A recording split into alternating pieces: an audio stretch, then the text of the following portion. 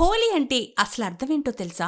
హోలీ సర్వరంగులమయం. చిన్న పెద్ద పేద ధనిక తేడా లేకుండా అందరూ జరుపుకునే ఓ రంగుల పండుగ. ఈ పండుగను ప్రేమకు ప్రతిరూపంగా, అలాగే హిందువుల ప్రాచీన పండుగే కాకుండా దక్షిణ ఆసియా ప్రాంతాల్లో కూడా ఇతర మతస్థులు జరుపుకుంటారు.